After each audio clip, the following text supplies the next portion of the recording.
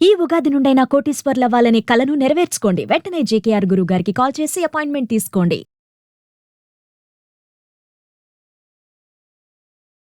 నమస్తే, welcome to Suman TV. ప్రస్తుతం మనతో పాటు law of attraction, life and money skills coach అయిన డాక్టర్ బ్రహ్మశ్రీ జేకేఆర్ గారు ఉన్నారు. వీరితో ఈరోజు కొన్ని విషయాల్ని మనం డిస్కస్ చేద్దాం. హలో అండి, నమస్తే. నమస్తే అమ్మా. గురుగారు, ఇప్పుడు లా ఆఫ్ అట్రాక్షన్ గురించి మాట్లాడుకున్నప్పుడు మనకి విశ్వంతో మనం మొత్తం కూడా కనెక్ట్ అయి ఉండాలి అని అంటుంటాం. అవును.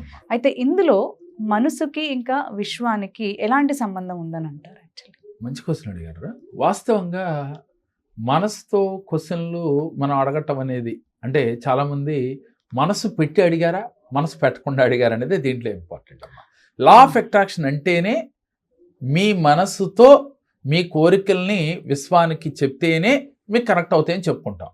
కానీ మరి మీ మనసు మీ ఆధీనంలో ఉండాలి కదా. ఎప్పుడైతే మన మనస్సు అనేది మన మాట వినదమ్మా. ఎవరి మనసు అయినా ఎవరి మాట వినదు. చివరికి మన పిల్లలు వింటారు, లేదు మీ భర్త మీ మాట వినొచ్చు, లేదు ఒక భార్య మాట భర్త వినొచ్చు, భర్త మాట భార్య వినొచ్చు. కానీ ఎవరి మనస్సు వారి మాట 100కి 99 మందికి వినదమ్మా. అది విన్ననాడు వాడు ఏదైనా సాధించుకోగలుగుతాడు. ప్రతి మనిషి ఏదైనా సాధించాలంటే యూనివర్స్ మనకు అనుగ్రహం ఇవ్వాలన్నా, భగవంతుడు మనకు అనుగ్రహం ఇవ్వాలన్నా మనకి ఎవరి మనస్సు వారికి ఆధీనంలో ఉండాలి. అది ఉండాలంటే ఏం చేయాలి? సహజంగా ఉండదని చెప్పుకుంటున్నాం. మరి ఉన్నవారికి కోరికలు తీరినవారు అంటే వారి మనసుని వారు ఆధీనంలో పెట్టుకోబట్టే, వారు ఆలోచన విధానం కరెక్ట్గా ఉండబట్టే ఉన్నతంగా ఎదిగారు. ప్రతి ఒక్కళ్ళకి ఆలోచనలు ఉంటానే ఉంటాయి, కానీ ఒక్కొక్కళ్ళ ఆలోచనలు ఒక్కో విధంగా ఉంటాయి. ఇలా వెళ్తే ఏంటి, అలా వెళ్తే ఏంటి అంటే ఒక చిన్న పని చేయడానికి 100 డౌట్లు వస్తాయమ్మా. ఎందుకు 100 డౌట్లు అంటే వీరి ఆలోచన విధానం కరెక్ట్గా లేదు, 2 వారి మీద వారికి నమ్మకం లేదు. మరి అసలు ఆలోచన కరెక్ట్గా ఎప్పుడు వస్తుంది? మీ మీద మీకు నమ్మకం ఉన్నప్పుడు, నేను కరెక్ట్గా నిర్ణయాలు తీసుకుంటాను అనే కాన్ఫిడెంట్ ఎవరి మీద వారికి కలిగినప్పుడు మీకు ఆలోచనలు కరెక్ట్ అవుతాయి. మరి మీరు తీసుకునే నిర్ణయాలు కరెక్ట్గా ఉండాలి అంటే, మీ ఆలోచనలు మీ మాట వినాలి అంటే మనం దానికి మెడిటేషన్ చేయండి అని చెప్పుకుంటున్నాం, ప్రతి వీడియోలో చెప్తున్నాం. కాబట్టి మనసుకి మన ఆధీనంలో తీసుకురావాలి అంటే, మనసుకి ఎనర్జీ కావాలి అంటే, నీరసించినప్పుడు దానికి ఒకే ఒకటమ్మ, అదే మెడిటేషన్. మన శరీరం నీరసిస్తే మనం ఆహారం తీసుకుంటాం ఎనర్జీ కోసం. మనసుకి ఎనర్జీ కావాలి అంటే మెడిటేషన్. ముఖ్యంగా లా ఆఫ్ అట్రాక్షన్ ప్రకారం మనసు పెట్టి యూనివర్స్తో కనెక్ట్ అయితేనే మీరు చేసిన విజువలైజేషన్ కానీ అఫర్మేషన్స్ కానీ ఈజీగా మనకి వచ్చి తీరుతాయి. అయితే ఈ మనసును మనం అధీనం చేసుకోవాలి అంటే ఫస్ట్ ఆఫ్ ఆల్ మనలో ఉన్న కోపము, ద్వేషము, అలాగే క్రూరత్వము ఇవన్నీ తగ్గించుకోవాలమ్మా. మనం ఏం చేస్తాం, ఇంట్లో మన పిల్లలు చిన్న తప్పు చేస్తే పెద్దగా అరిసేస్తాం. ఎందుకు అరుస్తున్నావు? నీకేం అవసరం? ఇదే మనసు, ఇదే మనిషి మన ఇంట్లో పిల్లోడో, భార్య మీదో, భర్త మీదో మనం ఇంట్లో అంత స్పీడ్గా అరుస్తున్నామే, మరి బయటికి వెళ్ళేసరికి ఎందుకు అరవరేళ్ళు? అంటే బయట అరిస్తాడు ఊరుకోడని. మన భార్య మన్నేమీ అనదు, లేక మన భర్త మన్నేమీ అనడు, మన పిల్లలు ఏమి అంటాడు అనే ఒక ఆలోచన నీలో ఉంది కాబట్టేగా అంత బిగ్గరగా అరుస్తున్నావు. మరి బయట ఎవరన్నా మీకన్నా ఉన్నతంగా ఉన్న వాళ్ళ దగ్గర వాళ్ళు ఏదన్నా చిన్న తప్పు చేస్తే అంత ఇదిగా అరుస్తున్నావా? రిక్వెస్ట్ చేస్తావు. అది నేను కావచ్చమ్మా, మీరు కావచ్చు, అదే వేరియేషన్. మరి ఎందుకని ఇక్కడ నువ్వు ప్రవర్తించట్లా అంటే నీ ఆలోచనలో తేడా. ఒక మనిషి 360 డిగ్రీస్లో మారటం అంటే ఉన్నతంగా ఉన్నవాడి దగ్గరైనా, మీ ఫ్యామిలీ మెంబర్స్ దగ్గరైనా, లేక మన ఇంట్లో పని చేసే పని మనిషి దగ్గరైనా ఒకే విధంగా ప్రవర్తించాలి. మన ఆలోచన ఒకే విధంగా ఉండాలి. అప్పుడు మీకు యూనివర్స్కి వెళ్ళి మీరు ఏ కోరిక చెబితే ఆ కోరిక. అంటే ఇక్కడ మీరు ఎలా మారారు? మీ మనసుని మీరు అదుపులో తెచ్చుకున్నారు. ఎందుకని? పని మనిషే కదా అని బిగ్గరగా అరవట్లేదు, అలాగే మన ఇంట్లో ఫ్యామిలీ మెంబరే కదా అని బిగ్గరగా అరవట్లేదు. ఆడు ఉన్నతంగా ఉన్నాడు, లేదా మనకన్నా హైయర్ పొజిషన్లో ఉన్నాడు అని చెప్పి అక్కడ కూడా అలాగే ఉన్నారు. అక్కడ ఎలా ఉన్నారో ఇక్కడ అలా ఉన్నారు. ఈ వ్యత్యాసం అనేది మనకు రోజు రెగ్యులర్గా మన జీవితంలో కనపడతా ఉంటుంది. కానీ ఆ మార్పు మీలో వచ్చిన రోజున మీరు ఏది ఆలోచిస్తే అది విశ్వం తదాస్తు అంటది. మీరు ఏది కోరుకుంటే అది ఇచ్చేస్తమ్మా. దీంట్లో ఉన్నది అదే. కాబట్టి మనం ఏం చేయాలంటే మన మనసును మన ఆధీనంలో తెచ్చుకోవాలి. కాబట్టి మీరు ప్రతిరోజు ఒక 1 అవర్ మెడిటేషన్ చేయాలి, కనీసం ½ an hour చేయాలి. తెల్లవారుజామున అమృత గడియల్లో, అంటే కనీసం 3:30 నుంచి 3:45 నిమిషాల నుంచి 4:30-5 గంటల లోపుగా మీరు చేయగలిగితే మీకు తొందరగా విశ్వానికి మీరు కనెక్ట్ అవుతారు. ఎప్పుడైతే యూనివర్స్ మిమ్మల్ని గనక ఒక్కసారి కనెక్ట్ చేసుకుంటే, మీరు ఎప్పుడైతే కనెక్ట్ అయ్యారో పంచభూతాలు కనెక్ట్ అవుతాయి, ఏంజల్ దేవతలు కనెక్ట్ అవుతారు, మీరు నమ్మిన దైవం కూడా కనెక్ట్ అవుతుంది. ఇప్పుడు దాకా మనం పూజలు ఎలా చేసామరా? పూజ చేసేటప్పుడు మనం సహజంగా చేతిలో వాటర్ తీసుకుని మనం ఏం చేస్తాం? మీ అందరికీ తెలుసు కదా, పూజలు చేసేటప్పుడు ఓం మాధవాయ స్వాహ, ఓం మధుసూదనాయ స్వాహ, ఓం ఓమనాయ స్వాహ అని అంటాం. ఏంటి ఇక్కడ అనంటే ఈ పంచభూతాల్లో ఒకటైన వాటర్ని తీసుకుని వీళ్ళ యొక్క అనుగ్రహం నాకు కలగాలి అని. కానీ మనం ఏం చేసాం? మన పెద్దలో మన పురోహితులో చెప్పారని వాటర్ తీసుకుని 3 సార్లు ఆ నామాలు చదువుతాం.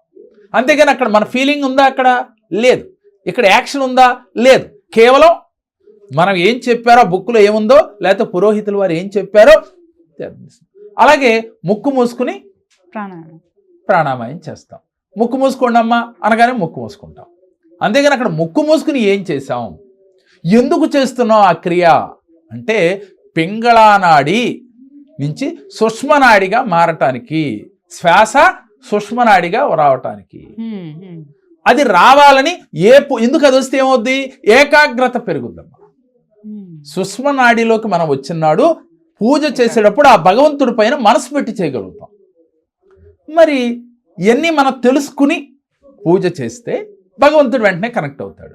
అక్కడ మీరేం పెట్టాలి? మనసే పెట్టాలి. అక్కడ కూడా లా ఆఫ్ అట్రాక్షన్ వాడుతున్నామా అంటే వాడుతున్నాం.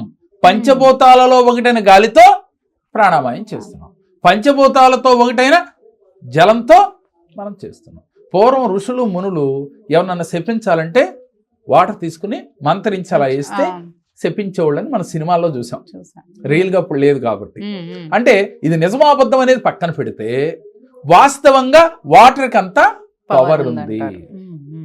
అందుకని మనం ఏ పూజ చేసినా, అలాగే ప్రతినిత్యం ఏ క్రియ చేసినా, వంట వండినా, చివరికి లేడీస్ అలాగే బట్టలు ఉతికినా, ప్రతిదీ కూడా మమేకమై, అంటే ఇది ఎందుకు చెయ్యాలి, చేస్తే ఏంటి అనేది మనసులో ఎంతసేపు పాజిటివ్గా ఆలోచించాలి. అంటే చేసే పని పైన కృతజ్ఞత కలిగి చేయాలి.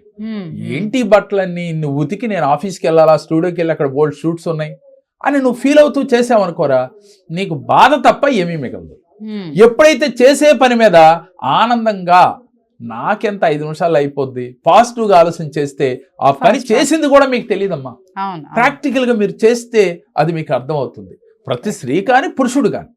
ఉదాహరణకి మార్నింగ్ నుంచి ఈవినింగ్ వరకు మేము ఒకసారి షూట్ చేస్తూ ఉంటాం, ఛానల్స్లో చేస్తాం, మనకి యూట్యూబ్ షూట్స్ అన్నీ జరుగుతూ ఉంటాయి. మామూలుగా ఒక అరగంట చేసి ఒక్కోసారి చాలా అలసిపోయిన ఫీలింగ్, ఏదో కష్టపడిపోయిన ఫీలింగ్ ఉంటా ఉంటుంది. ఎందుకని? మా మనసులో నెగిటివ్ థాట్స్ వచ్చేసింది, ఇక చేయలేము, అమ్మో ఇప్పటికే ఎక్కువైపోయినాయి. మరి ఇష్టంతో చేస్తే ఎంత కష్టమైనా కూడా చిన్నదైపోతారా. అంటే ఇక్కడ మనసు పెట్టి చేస్తే, మనసు ఎక్కడ చూసినా మన మనస్సుని లగ్నం చేయాలి చేసే పని మీద. యూనివర్స్ కనెక్ట్ అవ్వాలన్నా మనం నిత్యంలో మనం ప్రతిరోజు చేసే పనుల్లో కూడా, ఇంట్లో చేయండి, బయట ఆఫీస్లో చేయండి. మనం ఆఫీస్ వర్క్ చేస్తా, ఇవాళ నన్ను మా బాస్ ఇసుకిచ్చాడండి, లేట్ అయిపోయింది. మనం దాన్ని నమ్ముకుని బతుకుతున్నాం కాబట్టి చేసే ఉద్యోగాన్ని ఏ రోజు కూడా దాన్ని తక్కువగా చూడకూడదు.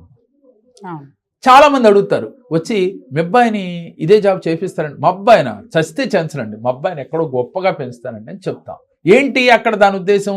ఈ జాబ్ నీకు నచ్చలేదనేగా, అంటే ఈ జాబ్ మీద నువ్వు చులకన భావన నీకు ఉందనేగా.